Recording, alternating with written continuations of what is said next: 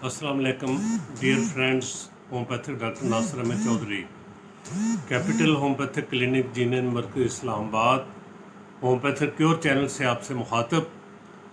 नाजरीन, ये तो आप जानते ही हैं कि जिस्म के तमाम बॉडी पार्ट्स और टिश्यूज़ को ब्लड सप्लाई करने के लिए हार्ट को पंपिंग करनी पड़ती है, और इसमें जो प्रेशर यूज़ होता है उसको हम ब्लड प्रेशर कहते हैं। ब्लड प्रेशर की डिस्ट्रीब्यूट करते हैं सिस्टोलिक एंड डायस्टोलिक। वो प्रेशर जो ब्लड हार्ट को पंपिंग के ज़रिए आर्टरीज में भेजना पड़ता है, उसके नतीजे में जो प्रेशर डेवलप होता है उसको सिस्टोलिक प्रेशर कहा जाता है। और जो ब्लड जो है वेन्स की तरफ कन्वर्ट होता है, उसके लिए जो यूज़ होता है कंट्रैक्शन के नतीजे में, हार्ट कंट्रैक्शन के नतीजे में, उसको डायस्टोलिक ब्लड प्रेशर कहते हैं। सो ये सर्कुलेटरी सिस्टम जिस्म में जिससे ब्लड सर्कुलेट होता है थ्रू आउट बॉडी, उसका एक हिस्सा है। और इसीलिए ब्लड प्रेशर को दो किस्में हैं। एक हाइपरटेंशन यानी ब्लड प्रेशर का ज़्यादा होना, एक हाइपोटेंशन यानी ब्लड प्रेशर का कम होना। दोनों की नॉर्मल रेंज जो है वो एक स्टैंडर्ड जो है 120 सिस्टोलिक एंड 80 डायस्टोलिक। अगर इससे बहुत मामूली सा कम 5-7 से ऊपर नीचे हो तो कोई उसको अहमियत नहीं दी जाती, लेकिन अगर सिस्टोलिक जो है वो 100 से नीचे चला जाए और डायस्टोलिक 80 से नीचे चला जाए तो फिर कहा जाता है कि ये ब्लड प्रेशर जो है ये नॉर्मल नहीं है और मरीज़ हाइपरटेंशन का यानी लो ब्लड प्रेशर का मरीज़ जो है वो शिकार है। सो इसके लिए नाजरीन, अगर ये कभी रेयर थोड़ी सी फ्लक्चुएशन हो जाए किसी भी काज की वजह से तो इतना तशवीश का बायस नहीं होता, लेकिन अगर ये कंटिन्यूस रहे और बिलो 20 एच से नीचे ड्रॉप हो जाए तो फिर ये परेशानी का बायस हो सकता है। इसमें इसके काजेज़ हाइपोटेंशन के देखते हैं क्या क्या कुछ हो सकते हैं, क्या वजूहात हो सकती हैं जिससे हाइपोटेंशन हो सकता है यानी लो ब्लड प्रेशर हो सकता है। एक तो प्रेगनेंसी में ये अमूमन देखने में आता है कि ये सूरत हाल हो जाती है, या हार्ट का कोई प्रॉब्लम हो, हार्ट वाल्व्स में कोई प्रॉब्लम हो, हार्ट कंडीशन कोई एबनॉर्मल हो, उसकी वजह से भी ये सूरत हाल हो सकती है। इसके अलावा एंडोक्राइन सिस्टम के डिसऑर्डर्स यानी हार्मोनल चेंजेस हों तो उसकी वजह से भी ब्लड प्रेशर में फ्लक्चुएशन हो सकती है। या सबसे बड़ी काज जो है ब्लड लॉस किसी भी वजह से, एक्सीडेंट हो जाए, खून ज़्यादा बह जाए, या ब्लडी किसी हेमरेज हो जाए किसी किस्म का जिस्म में किसी वजह से, उसकी वजह से ब्लड लॉस ज़्यादा हो जाए तो ये, या ब्लड वॉल्यूम की कमी हो जाए जिस्म में तो ये सूरत हाल पैदा हो सकती है। इसी तरीके से dehydration due to diarrhoea, due to vomiting, due to cholera, हैज़ा, किसी भी वजह से बहुत ज़्यादा वॉमिटिंग हो, बहुत ज़्यादा स्टूल आ जाए तो इससे डिहाइड्रेशन हो सकती है, उससे भी ब्लड प्रेशर लो हो सकता है। इसके अलावा severe infection in any part of body वो भी काज हो सकती है। सीवियर एलर्जिक रिएक्शंस की वजह से भी हो सकता है, या डाइट बंदा जो इस्तेमाल करता है उसमें प्रॉपर न्यूट्रिएंट्स मौजूद ना हो तो ये बहुत सी वजूहत हो सकती हैं।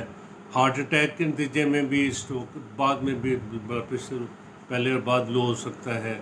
तो बहुत सी कंडीशंस हो सकती हैं। बाद मेडिसिन ऐसी होती हैं जिनके इस्तेमाल से ब्लड प्रेशर, गलती से बंदा ब्लड प्रेशर का मरीज़ है, ज़्यादा मेडिसिन डोज ले ली, या ब्लड प्रेशर को मॉनिटर नहीं किया और कंटिन्यूस हाई डोज लेते रहे तो उससे भी प्रॉब्लम हो सकता है। सो ये बहुत सी कंडीशंस हैं जो कि इसकी वजह से بلڈ پریشر لو ہو سکتا ہے. سو اس میں سمٹمز کیا مریض ظاہر کرتا ہے یا مریض کے سمٹمز کون سے سامنے آتے ہیں یہ بھی دیکھنے والی بات ہے. اس میں مریض جو ہے وہ سستی، غنودگی، ڈیزینس، لیتھارجی، کوئی کام کرنے کو جینا چاہنا، تھکاوٹ، سستی، اور کیا کہتے ہیں ڈیزینس. اس کے علاوہ بلڈ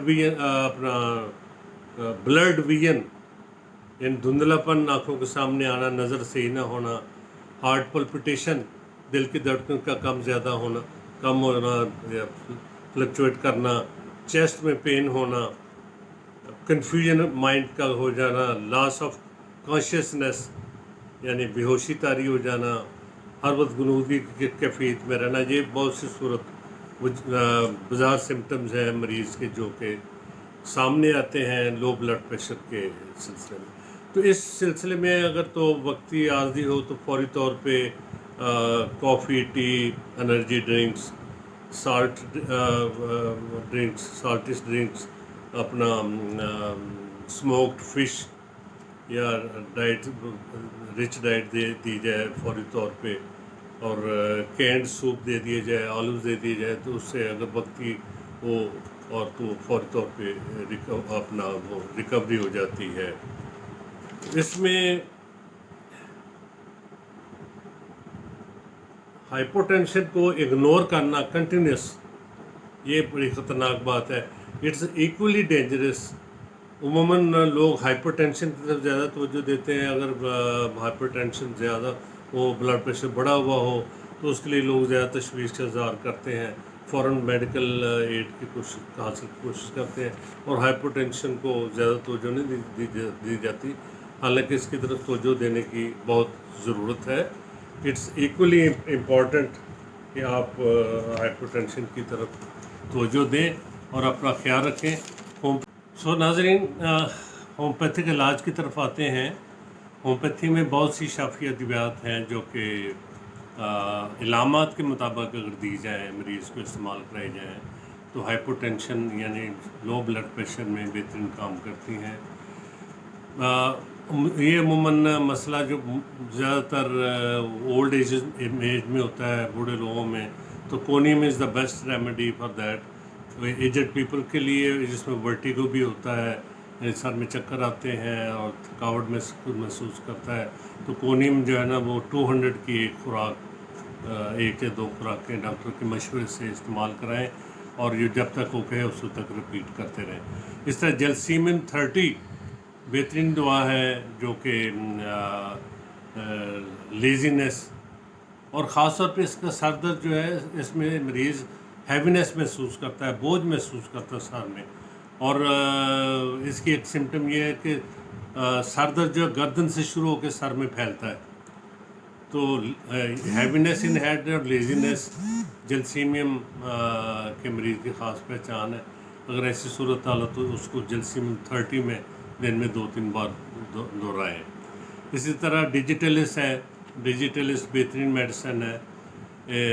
اس کی پلس ویک ہوتی ہے، ہارٹ ریٹ ڈسٹرب ہوتا ہے، اور مریض کے لیے یہ بہترین ہومیوپیتھک اس کو ہارٹ ٹانک کا نام بھی دیا جاتا ہے. اسی طرح ایبس نائگرا ہے. یہ بھی اگر ساتھ ہاضمے کی خرابی ہو، ہاضمے کا پرابلم ہو، تو وہ اس میں ایبس نائگرا بھی بہترین کام کرتی ہے. اسی طریقے سے کیکٹس بہترین ہومیوپیتھک ریمیڈی ہے جو کہ ہارٹ پرابلمس میں کام کرتی ہے. اس طرح کریٹیگس یعنی بہت ہی مشہور میڈیسن ہے جو کہ بہترین کام کرتی ہے. اس میں ہارٹ ٹانک کا کام کرتی ہے، یہ ہارٹ مسلس کی ویکنس کو دور کرتی ہے. تو کیکٹس کریٹیگس جو ہے نا، یہ بھی ہومیوپیتھی ڈاکٹر کے مشورے سے یہ عموماً مدر ٹنکچرز میں استعمال کرائی جاتی ہے. تو کسی بھی ڈاکٹر کے مشورے سے، اور بھی بہت سے ہومیوپیتھک میڈیسنز ہیں، لیکن زیادہ مناسب ہوگا کہ آپ کسی پریکٹیشنر ہومیوپیتھک ڈاکٹر کے مشورے سے ان کا استعمال کریں. انشاءاللہ تعالیٰ یہ ادویات شافی ثابت ہوں گی.